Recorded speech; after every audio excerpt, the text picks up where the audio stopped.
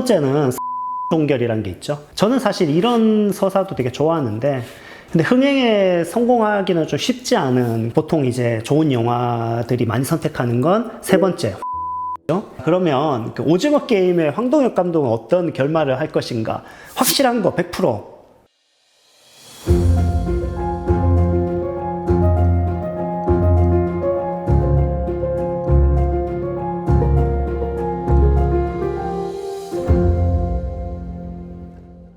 네, 스토리가 가치를 만든다. 스토리 앤 시어터입니다. 오늘은 오징어 게임의 결말을 어떻게 낼 것인지에 대해서 한번 이야기해 보려고 합니다. 그래서 내가 황동혁 감독이라면 어떤 그 결말로 끝내야 될 것인가, 이런 얘기를 한번 해보려고 하는데, 그렇게 얘기하려면 이제 결말의 세 가지에 대해서 우리가 좀 이제 한번 알고 좀 짚어볼 필요가 있는데, 첫 번째는 상승 종결이라는 게 있죠. 주인공이 몰락한 것 같은데 완전히 몰락해서 끝났나 했는데 더 깊은 곳에서 어떤 중요한 어떤 서사적인 근거를 가지고 이렇게 쭉 상승하는 거죠.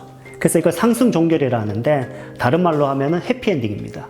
그래서 대부분의 영화들이 해피엔딩이에요, 거의. 왜냐하면 관객들이 제일 좋아하는 게 주인공이 잘 되길 바라거든요. 그 다음에 이제 두 번째 그 종결 방식은 하강 종결입니다. 비관론이라고 하는데, 주인공이 모든 걸 다 잃어버리는 거죠. 몰락하면서 끝나는 거죠. 저는 사실 이런 서사도 되게 좋아하는데, 근데 흥행에 성공하기는 좀 쉽지 않은 그 종결이라고 할 수 있습니다. 왜냐하면 모두가 다 몰락하는 걸 사실 그렇게 좋아하진 않기 때문에, 우리 관객들이, 대부분의 사람들은. 네. 그래서 이제 그 비관론적인 작품은 대표적으로 그 데이비드 핀처의 세븐을 그 생각해보면 알 수 있습니다. 주인공이 모든 걸 다 잃어버리는 거죠. 그러면은 감독은 굉장히 높은 지점에서 내려다보면서 얘기할 수가 있는 거예요. 봐봐! 세상이 얼마나 X 같아! 이런 식으로. 그래서 보통 이제 감독들이 그 입봉작 또는 데뷔작이죠. 데뷔작에서 그 많이 선택하고, 감독들이 세상에 나를 좀 알려야 될 때, 그럴 때 이제 비관론적 그 작품을 많이 씁니다. 그리고 이제 영화제에서 가장 상을 많이 받을 수 있다. 보통 이제 좋은 영화들이 많이 선택하는 건 세 번째, 혼합형이죠. 그래서 혼합형은 아이러니형이라고 하는데, 뭐 여러 영화들이 있지만, 뭐 피에타라고 하는 김기덕 감독의 영화를 한번 예를 들어 본다면, 결국엔 이제 주인공이 모든 걸 잃어버렸죠. 그렇지만 주인공은 인간성을 회복하게 돼요. 이런 식의 영화들이 좀 혼합형이에요. 그 피에타에서 가장 중요한 지점이, 그 외국 그 평론가들이 극찬하는 장면이 그 나무 밑에 스웨터 입고 이렇게 태아처럼 이렇게 누워있는 그 장면 있잖아요, 강도가. 그 장면이 너무 아름답다라고 평론가들 진짜 좋아하는데, 서사적으로 너무나 중요한 장면이기 때문에 그래요. 인간성을 회복하는 거예요. 인간이지 못했던 강도가 인간이 되는 거죠. 그렇기 때문에 그 피에타는 결국에는 무언가 잃어버리지만 무언가를 성취하게 되거나 얻게 되거나 변하게 될 수 있다면, 그것이 이제 또 하나의 어떤 결말이 될 수 있습니다. 그러면 그 오징어 게임의 황동혁 감독은 어떤 결말을 할 것인가? 확실한 거 100%. 네, 말씀드리면 셋 중에 하나다. 셋 중에 하나겠죠. 네, 내가 황동혁 감독이랑 어떻게 할 것인가? 자, 하나씩 한번 따져보면 알 수 있습니다. 제가 봤을 때 일단은 2번 그 비관론적 그 선택, 요거를 갖다가 하강 종결할 수 있을까에 대해서 좀 의문이 있습니다. 아마 못할 것 같아요. 왜냐하면 그 신영철 평론가가 이런 얘기를 했죠. 피에타 평론에서 자본주의 그 안에서의 모든 영화는 다 자본주의에 대한 메타포일 수가 있다라는 얘기를 했는데, 저는 그 말에 굉장히 공감하면서, 이게 결국 오징어 게임이 보여주고 있는 건 하나의 시스템이거든요. 결국 이 우리가 살고 있는 이 시스템, 사회에 대한 메타포일 수밖에 없어요. 그렇기 때문에 이거는 시스템을 던져줬단 말이에요. 어떻게 보면은 굉장히 잔혹하고, 인간의 어떤 죽음을 장난으로 여기는 죽음의 게임이란 말이죠. 그것이 어떻게 보면 우리가 살고 있는 사회에 대한 메타포인데, 시스템에 냉혹함만 던져주고 거기서 알아서 다 생존해야 돼, 니들 다 알아서 살아남아, 이러고 그냥 발 뺀다. 그러면 그 비판을 이제 감당하기가 쉽지 않기 때문에 하강 종결을 선택하진 않을 것 같습니다. 하강 종결을 선택하면 굉장한 용기가 필요한 거죠. 시스템이 정말 무섭다, 우리가 살고 있는. 너희들에게 희망이 없다, 이렇게 얘기하기 쉽지 않을 것 같습니다. 그 다음에 1번 해피엔딩으로 끝낸다. 자, 이거는 1번을 선택할 수가 없어요. 왜냐하면 희생이 너무 큽니다. 제가 저번 영상에서 한번 좀 얘기했던 게 이 서사적인 뒷받침이 덜 돼 있는 연기에서 얼음 이런 그 연기가 이질감이 생기는 게 결국 서사적인 그 뒷받침이 부족한 상황에서 나왔다는 얘기를 했잖아요. 그게 무슨 말이냐면 성기훈이 경험한 그 경험이 거대한 어떤 폭력이기 때문에 다시 돌아갈 수 없어요. 평범한 사람이 될 수가 없는 거예요. 그러니까 이 시스템을 경험한 사람들의 상처는 회복되기가 힘들기 때문에 다시 가족으로 돌아가도 해피엔딩이 될 수가 없어요.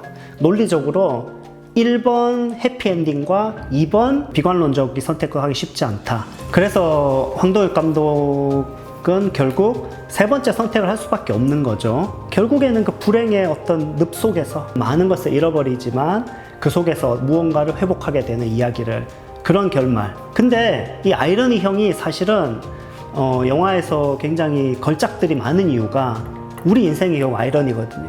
기쁨 속엔 슬픔이 있고 강함 속엔 약함이 있고 얻는 것 속엔 잃는 게 있는 게 우리 인생이기 때문에 황동혁 감독님이 그 인생에 대해서 드러내고자 할 거예요. 그렇기 때문에 우리가 살고 있는 사회를 그냥 미화시키진 않을 겁니다.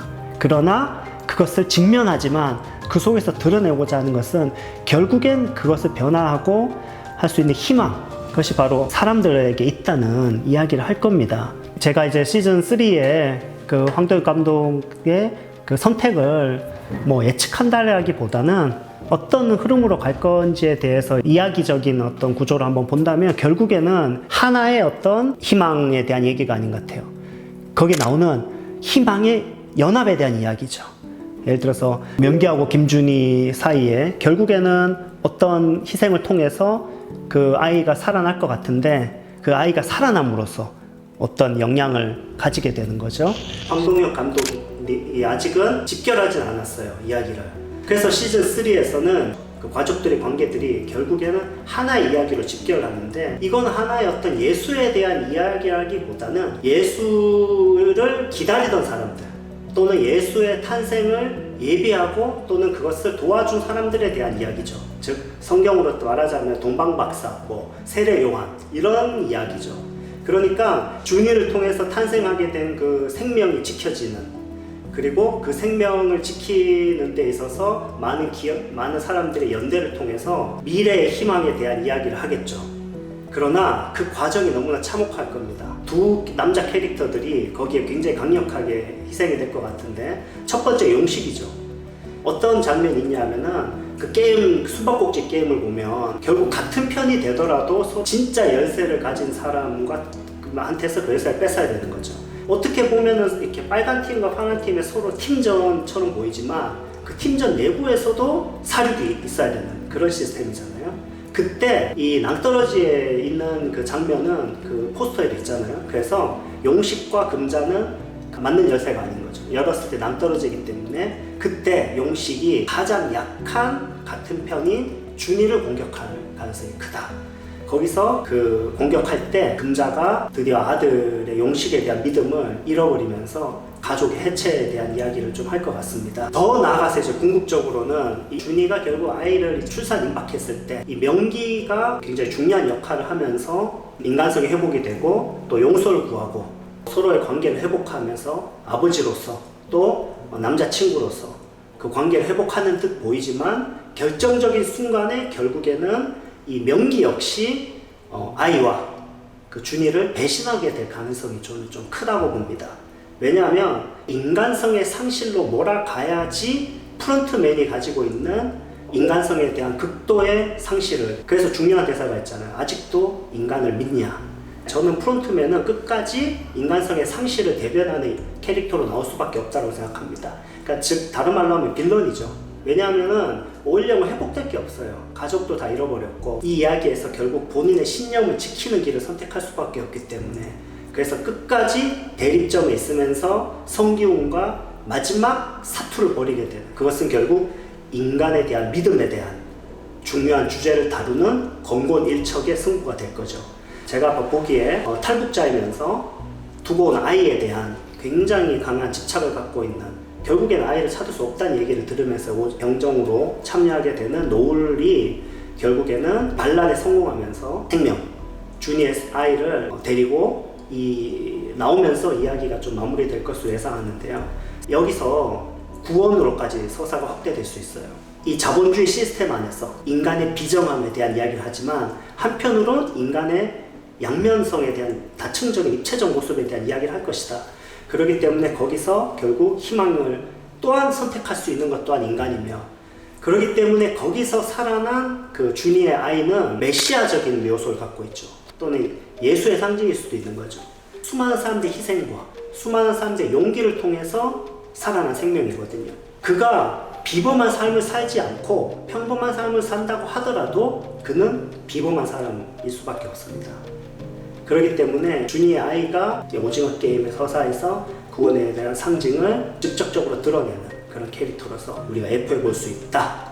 이런 거는 바로 벽화에 여러 가지 그려져 있는 그림들이 어찌 보면 이제 앞으로 벌어질 게임에 대한 그 상징으로 보이잖아요. 그게 그 게임의 형식으로 이 서사가 연결될 가능성도 상당히 커요. 근데 그러지 않다 하더라도 이 이야기 진행에 대한 상징을 좀 드러냈다고 할 수 있죠. 예전에 그 고대 벽화를 보면 앞으로의 사회에 대한 예표가 그 벽화 속에 이렇게 그려져 있는 것처럼 그 인간의 어떤 죽음과 거기에 대한 구원에 대한 좀 더 신화적인 이야기로 진입할 수 있는 그런 장치를 벽화를 통해서 드러냈다, 이렇게 볼 수가 있습니다. 그래서 이 이야기는 그것에 대한 기록이죠. 마치 톨스토이가 인간은 무엇으로 사는가라고 질문한 것처럼 황도익 감독은 스릴을 통해서 보여주려고 할 것입니다. 결국에는 그들이 돌아가야 될 곳, 또 가족들의 어떤 이야기를 가지고 이 오징어 게임에 들어왔기 때문에 우리가 인터스텔라 이런 영화를 보더라도 우주의 끝까지 가잖아요. 블랙홀을 넘어가지고서도 결국에는 바라보는 게 가족이거든요. 그러니까 오징어 게임은 시스템을 보여주고 재미있는 세트와 많은 이야기들, 그 떡밥 어떻게 풀까 뭐 이렇게 생각하겠지만 결국에는 가장 중요하고 숭고하고 본질적인 그 곳으로 돌아오는 거죠. 그것은 바로 가족이에요. 삶에 쫓겨가지고 이 오징어 게임에 뛰어들었지만 거기서 결국에는 가장 소중한 것들이 이미 내 곁에 있었고 나는 그것을 위해서 살아갈 용기를 얻게 되는 그 가능성에 대한 이야기지, 다시 다 가족으로 돌아가고 막 다 잘 살고 이런 내용은 절대 아닐 것이다. 희망의 가능성에 대한 이야기를 동시다발적으로 하면서 끝내는 것이 가장 합리적인 선택이라고 할 수 있겠습니다. 네, 그래서 오늘은 그 세 가지 종결을 통해서 황동혁 감독이 어떤 선택을 할 것인가에 대한 이야기를 했고요. 이 영상을 보는 여러분들은 아직 3가 나오기 전이니까 황동혁 감독님이 어떤 선택을 할 건지 재밌게 이야기를 한번 해보시면 그 다음에도 이제 한번 내용을 한번 더 심층적으로 그 이야기 서사 구조를 분석하는 영상을 또 찍도록 하겠습니다. 여러분들이 3를 어떻게 예측하시나요?